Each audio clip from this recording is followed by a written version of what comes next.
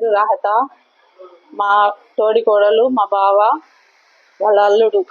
మేము ఇంటికి అద్దెకి ఇచ్చాము.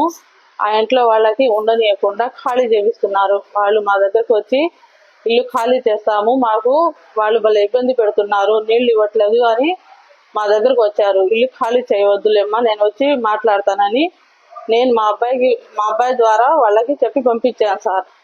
మా అబ్బాయి వెళ్ళి వాళ్ళకి చెప్పాడు. చెప్తే ఇంకా వాళ్ళు అక్కడ నుంచి నువ్వు వచ్చి మాకు చెప్పేది ఏందిరా అని ఇంటికల్లా వాళ్ళ మీద అబ్బాయి వాళ్ళ నాన్న బండి మీద ఉన్నారు. వాళ్ళ ఆడవాళ్ళు వచ్చి బండి మీద నుంచి వాళ్ళ వదిన వచ్చి బండి మీద నుంచి కింద పడేసింది. అబ్బాయి వెనక కూర్చొని ఉన్నాడు. వాళ్ళ నాన్న ఎప్పుడు పడ్డాడో వాళ్ళ అల్లుడు ఆదం అలీ అనే అతను ఆయన మా ఆయనకి వాళ్ళ వదిన కొట్టారు. బండి పైన పడింది. అబ్బాయి పక్కన పడ్డాడు సార్. ఇంకా వాళ్ళ బండి పక్కన తీసి మా అబ్బాయి ఏమో బండి పక్కన తీసి వెళ్ళేసరికి వాళ్ళ నాన్న కొడుతున్నావు ఏంటంటే ఆదం అలీ అతను వచ్చి అబ్బాయికి పట్టుకున్నాడు.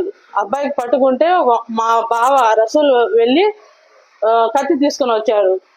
తీసుకుని వచ్చి ఎక్కడంటే అక్కడ ఘాట్లేసాడు నాన్నకి. నాన్న నా దగ్గరకు వచ్చేసరికి నేను చూసేసరికి మా ఇల్లు 4-5 ఇల్లు దూరము. వీళ్ళు ఏందో గొడవ జరుగుతుందని నేను వచ్చేసరికి మా అబ్బాయికి గొంతు కోసారు సార్. ఆదం అలీ అతను పట్టుకున్నాడు, రసూల్ కోసాడు. నేను వచ్చేసరికి మా తోడి కోడలు 3 ఆడపిల్లలు, వాళ్ళు 4 కలిసి నాకు పట్టుకున్నారు సార్. నీకు పీక కోస్తానని నా గొంతు కోసాడు సార్. మాకు రసూల్, ఆదం అలీ, దిల్షాద్ 3 ఆడపిల్లలు సార్. వాళ్ళు 4 అమ్మ 3 ఆడపిల్లలు నన్ను పట్టుకొని నాకు ఇటు రానియకుండా అటు వాళ్ళ నాన్నకి వాళ్ళు పట్టుకొని చిత్రహింసలు చేశారు సార్. నేను మా అబ్బాయికి బ్లడ్ వచ్చేసరికి నేను ఇంకా ఇది చేసుకోలేక నాకు తన్నినా పర్లేదని నేను మా అబ్బాయి దగ్గర ఉరికాను సార్. పిల్లలు తీసుకొని హాస్పిటల్కి వచ్చాను. పోలీసులు న్యాయం చేయాలి, నాకు అరవింద బాబు గారు న్యాయం చేయాలి. నా ఇంట్లో ఎవరికి ఉండనియట్లేదు. ఆ ఇంట్లో అద్దె లేకపోతే నేను పక్కన ఇంటికి అద్దె కట్టుకోలేను. ఒక ఆయన తెస్తే నా 2 పిల్లలు చదువుకుంటున్నారు.